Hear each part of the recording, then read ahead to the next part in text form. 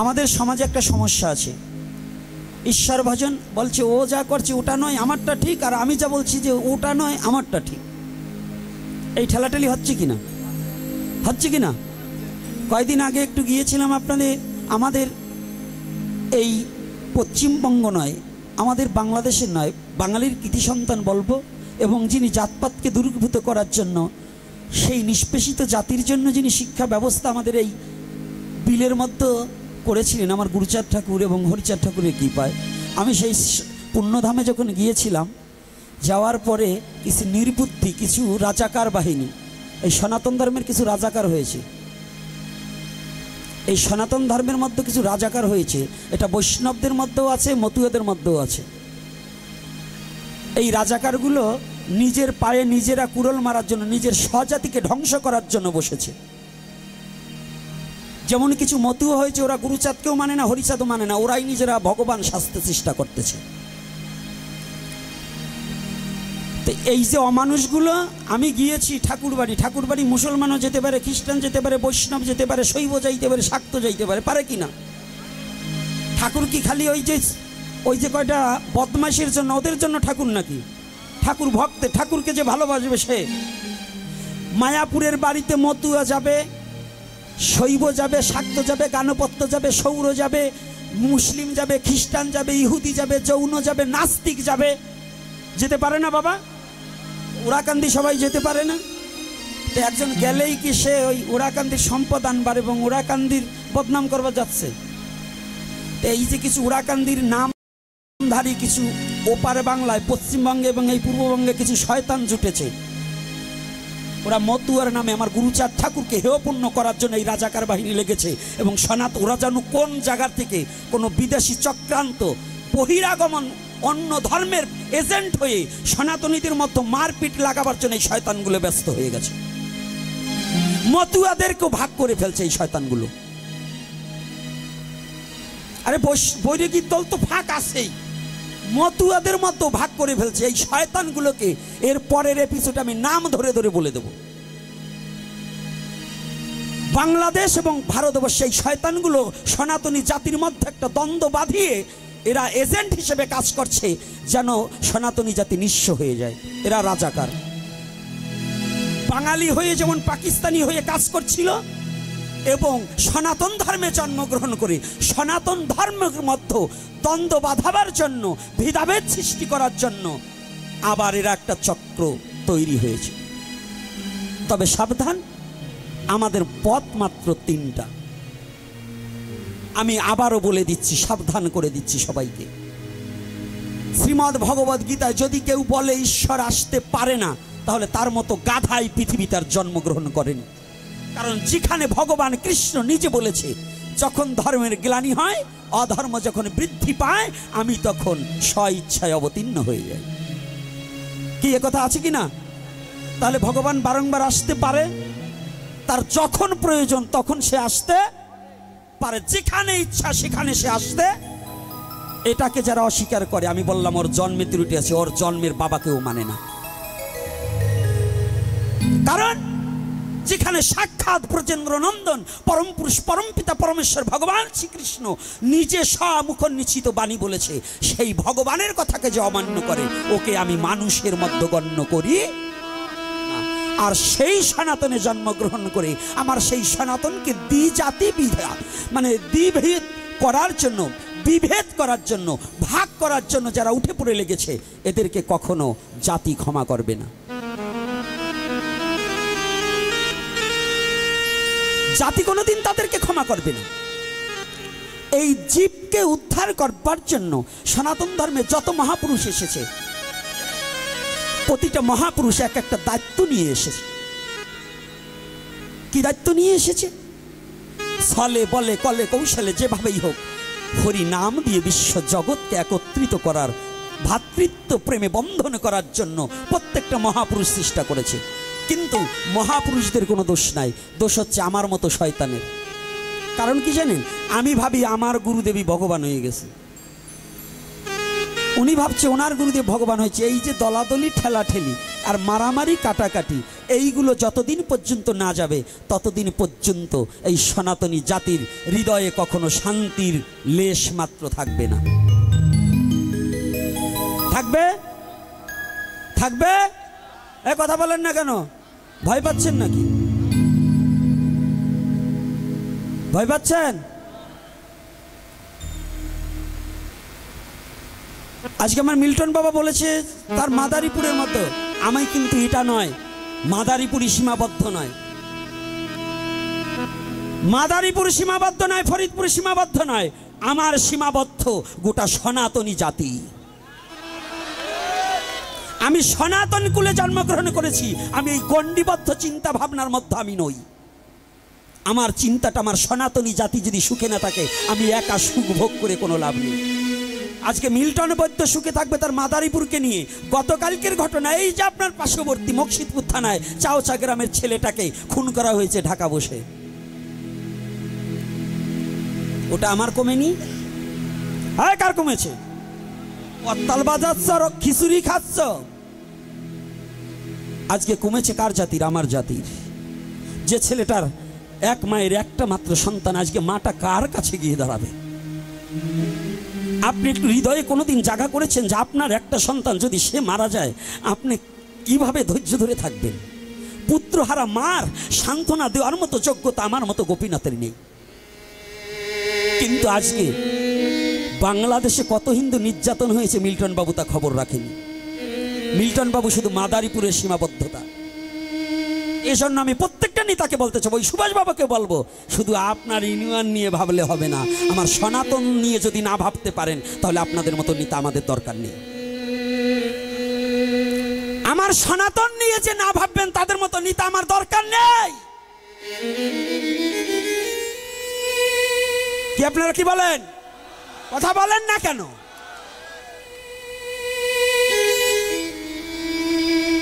বাংলাদেশের যত অবহেলিত দূরে হোক, যদি আমার সনাতনের প্রতি একটা আঘাত আসে সেটা আমার বুকে আঘাত এসেছে। এজন্য আমি অনুরোধ করব, ধর্ম নিয়ে কেউ ছিটাছিটি না করে এই এপিসোডের মধ্য দিয়ে বলতে চাই, এরপরে যদি কোনো মতুয়া গুরুচাঁদ ঠাকুরকে অবমাননা করার জন্য এবং আমার সনাতন ধর্মকে দ্বিভাগ করার জন্য যদি কোনো মতুয়া এরকম ফাজলামি করে, ওকে মাথাতে চাল কাতরা মাখিয়ে দেবো। পারবেন না? যদি কোনো বৈষ্ণবে হেন কাজ করে ওটাকে ওইরকম করতে হবে। যদি কোনো বৈষ্ণব করে আমার জাতিকে দ্বিভাগ করার জন্য, আমার সনাতনীকে যদি পথভ্রষ্ট করার জন্য, মতুয়া বৈষ্ণব শৈব শাক্ত যে করবে তার বিরুদ্ধেই আমরা অ্যাকশন নেব। এই যুব সমাজ, পারবে না? আমরা কোনো মত পথ নয়, আমরা সনাতনী। আমরা কি? আমরা কি? কষ্ট পাচ্ছেন নাকি যে ভাগবতের কথা দিয়ে এটা বলছি কেন? কি আমার কথা বলছি? এটা প্রয়োজন নেই? তাহলে আমি সনাতনী, আমার মহাপ্রভু বিশ্ব জগৎকে একত্রিত করার জন্য যখন বর্ণবাদের করুণ কষাঘাতে, যখন মানুষে মানুষে দ্বিধা দ্বন্দ্ব এবং মানুষে মানুষে ঘৃণার বীজ ছড়িয়ে দিয়েছিলেন, এই বিষ মানুষ যখন অনুতপ্ত হতে লাগলেন, যখন হাহাকার করে কেঁদেছিলেন, জানেন যারা ইতিহাসবিদ আছেন, আজ থেকে 500 বছরের আগে, 550 বছর আগের ইতিহাস, এই সনাতনীদের প্রতি যে বর্ণবাদের চিন্তা চেতনা ছিলেন, নিম্ন জাতি যদি কোনো উচ্চ বর্ণের বাড়ি যেতেন তাকে বসতে দিতেন না, যদিও কোথাও নিচে বসতেন সেখানে গোবরের ছিটা দেওয়া হতো। যেখানে নিম্নবর্ণ গেলে পরে খাবার তো দূরের কথা, সে তার ছায়াটা পর্যন্ত মারাতো না। এই অবস্থা যখন এই সনাতন ধর্মের মধ্যে ঢুকে পড়েছিল, তখনই কলির পাবন অবতারী রাধা কৃষ্ণ দুহু অঙ্গ এক অঙ্গ হয়ে শ্রীকৃষ্ণ চৈতন্য মহাপ্রভু এসে উদয় হয়ে গিয়েছিলেন।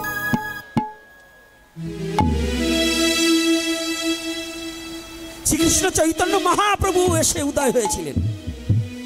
আমাকে ফোন করে করে বলা হয়, গত পরশুদিন ফোন করেছে চট্টগ্রাম থেকে সুভাষ চক্রবর্তী মহাশয়, একটা গ্রুপ কলে আরও কয়েকটা যুবক ছেলে মিলে, মানে আমি ব্রাহ্মণদের বিরুদ্ধে না, আমি কোনো ব্রাহ্মণদের বিরুদ্ধে কোনো কথা বলিনি, এখনও বলিনি, বলবো না, কিন্তু যদি জাতি হিংসা ছড়াবার জন্য আজকে যারা বড় বড় পণ্ডিতরা বলছেন যে ব্রাহ্মণের ছেলে ব্রাহ্মণ হবে, হ্যাঁ হোক, ওটা আমার কোনো না, উপনয়ন নিতে পারবে না এটা নয়। আপনারা একটা কথা ভেবে দেখবেন, পণ্ডিতদের একটা কথা জেনে রাখতে হবে, পণ্ডিতদের ভেবে চিন্তে কথা বলতে হবে। তৎকালীন সময় চক্রবর্তী, ব্যানার্জি, চ্যাটার্জি, গঙ্গোপাধ্যায়, বঙ্গোপাধ্যায় ছিল না। আপনারা এই টাইটেল কোথায় পাইছেন? বেদে তো এই টাইটেল নেই। আছে বেদে টাইটেল? কোন পুরাণে আছে? চক্রবর্তী বলতে কি বুঝায়? রাজা। চক্রবর্তী বলতে সম্রাট, রাজ চক্রবর্তী বলা হয় না? কিন্তু চক্রবর্তী বলতে ব্রাহ্মণ নয়। আপনারা চক্রবর্তী, গঙ্গোপাধ্যায়, বঙ্গোপাধ্যায় এগুলো পাইলেন কোথায়? এই খা বিশ্বাস এগুলো তো আগে ছিল না, বেদের গায়ে এগুলো ছিল নাকি? তাই ফাজলামিক বা কথাবার্তা সনাতন ধর্মকে নিয়ে কথা বলতে হলে পাণ্ডিত্য অর্জন করেছেন বটে, এজন্য আপনাকে ধন্যবাদ জানাই যে আপনারা অনেক শ্লোক মুখস্থ করেছেন। কিন্তু আমরা শ্লোক না বলতে পারলে কি হবে?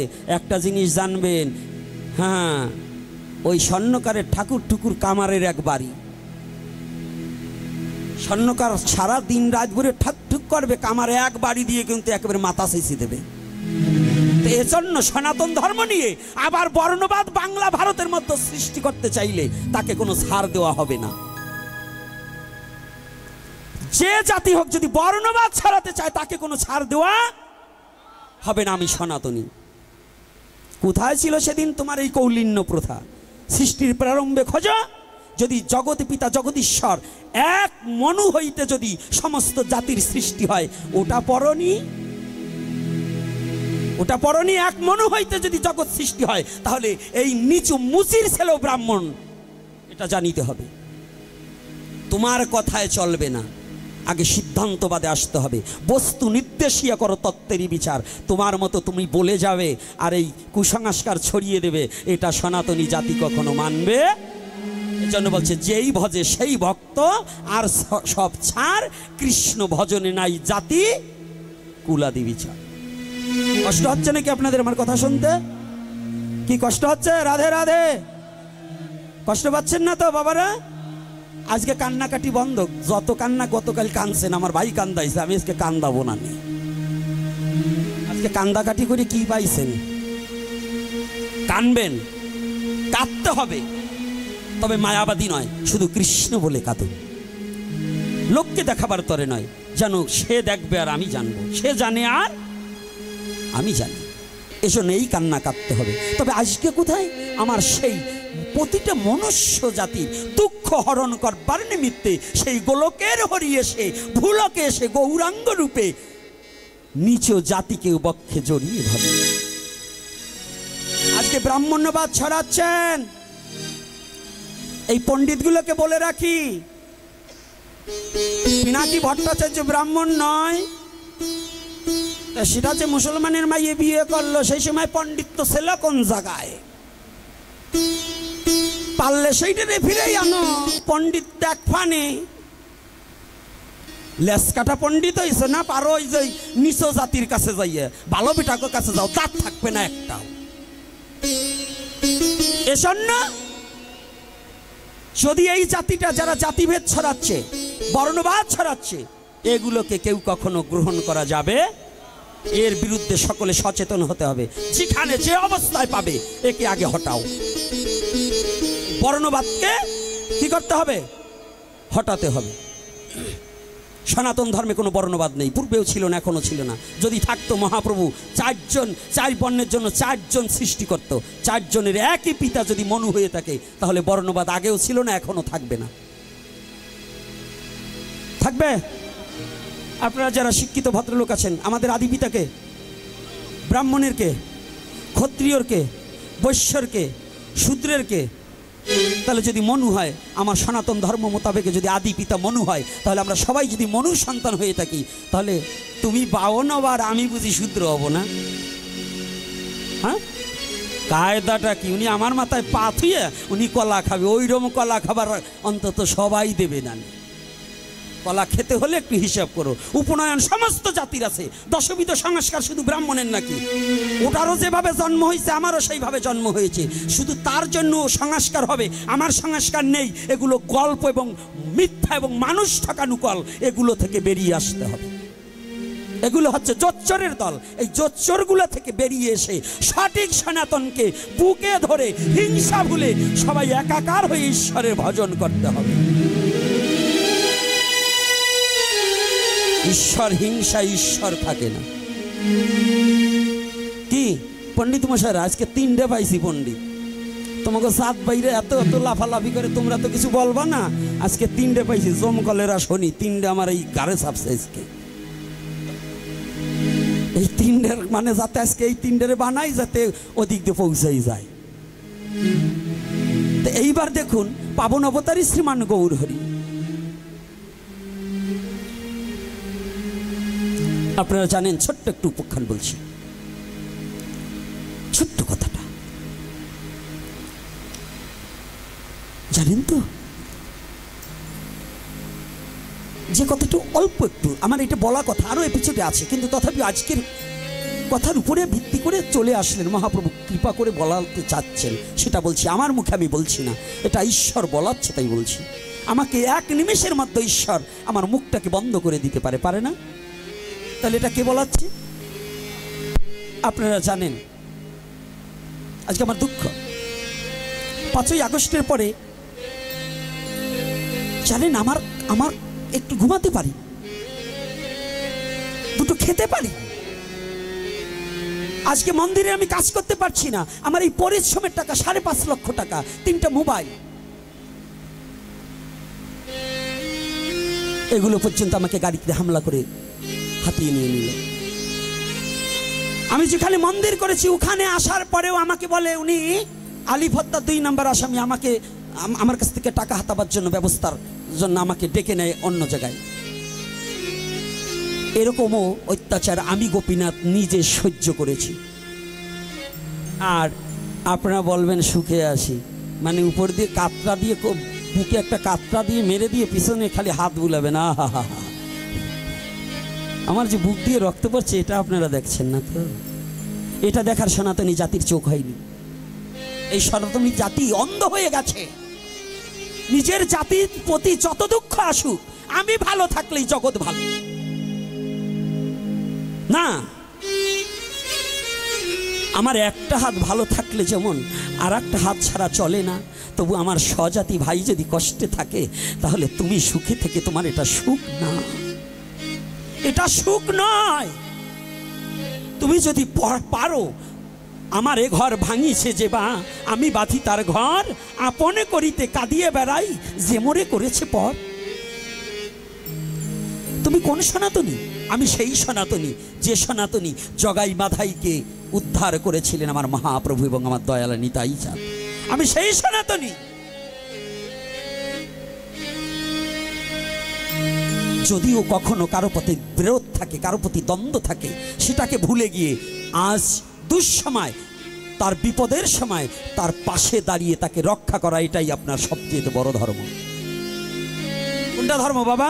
বিপদে ঠেলে দেওয়া না তাকে রক্ষা করা? কোনটা? আয় কোনটা? এই সনাতনী জাতি পলিটিক্সও বোঝে না, ধর্মও বোঝে। পলিটিক্স কি জানেন? আপনার ছেলে জন্ম দিয়েছেন একটা, একটা সাধু হবে না, আপনার ওই নেতা হবে না, ডাক্তার হবে না, ইঞ্জিনিয়ার হবে। ছেলে তো আপনার একটা, ছেলে জন্মাতে হবে 4টি। বলেন তো কেন? ছেলে হোক মেয়ে হোক 4টি করে সন্তান নিতে হবে, একবার নিম্নত। যদি 3টার, ওই আমার সুভাষ বাবা বলছে 3টার পরে যদি এই আমগ্রাম ইউনিয়নে কারো সন্তান নেওয়ার ইচ্ছা থাকে, আমার সুভাষ বাবার সাথে যোগাযোগ করবেন, সিজারের টাকা আমার সুভাষ বাবা সংগঠন থেকে উঠাই দেবে। এই আগের পাঠে আমার সাথে কথা হয়েছে, তবু পাকুল্লে বসে তবু 4টে করে নিতে হবে। এর কারণ কি জানেন? একটা আওয়ামী লীগ করবে, একটা বিএনপি করবে, একটা জাতীয় পার্টি করবে, একটা জামাতি করবে, একটা হেফাজত করবে, 5টা 6টা সল মাইয়ে নেব, যে দল আসবে সেইটাই আমার সুবিধা। পলিটিক্স তো বোঝেন না, এই জন্যই মার খাইতে হয়। যেটা আসবে সেইটাই আমি আসি, কারণ 5টা জন্মাইছি, 5 দলের যেটা আসবে দল সেইটাই আমার। কি আরে সবাইরই তো বলছি, খালি তোমারে বলছি নি, তোমার আরো 2টি বাকি আছে। হ্যাঁ, কেবল 3টে, আরো 2টি নিতে হবে, ছাড়বো না নি। তোমরা মেশিন, জমি চাষ করার মেশিন তোমরা, নাঙল তোমরা, মহাপ্রভু অশেষ করুণায় দেশে একটা বাচ্চা নিয়ে আয়, সনাতন ধর্মে বলছে অপারেশনের রুগী নাকি ভোগ লাগাতে পারবে না অপারেশন করলে। কোন অপারেশন করলে? এই বোধগম্যই তো জাতির হয়নি। সেই অপারেশন রোগের দায়ে যদি অ্যাপেন্ডিসাইড হয়েছে, জরায়ু নারীতে টিউমার হয়েছে, কিংবা ফুসফুসিতে কিছু হয়েছে, এই অপারেশনে কোনো দোষ নেই। দোষ হচ্ছে যদি বাচ্চা নেওয়া বন্ধ করার জন্য কোনো নারী পুরুষ অপারেশন করে, তার দ্বারা মহাপ্রভুর সেবা হবে না, তার দ্বারা মহাপ্রভুর সেবা হবে না। ওইটা খণ্ড দেহ। আর ব্যাধিগ্রস্ত হয়ে অপারেশন, এটা খণ্ড দেহ নয়, এটা মহাপ্রভুর ইচ্ছায় বেদিটাকে তিনি দিয়েছেন, তিনি আবার ডাক্তার দ্বারা নির্মূল করার জন্য তাকে শাস্তি ভোগ করতে হয়েছে, এটা কোনো অপরাধ নয়। কিন্তু যদি সন্তান নিবারণের জন্য, সন্তানকে বন্ধ করার জন্য কোনো নারী যদি এই পদ্ধতি, কোনো পুরুষ যদি এই পদ্ধতি গ্রহণ করে, তাহার চেয়ে মহাপাপী আর জগতে হয় না। আর কিছু বললাম না, এখন বুঝে দেখেন। আর কিছু বলবো? মায়েরা কষ্ট পাইছেন নাকি মা? ও মা, কষ্ট পান নাই তো? তাহলে যাদের দুটো বাচ্চা আছে আবার দয়া করে দুই একটা নিয়েন।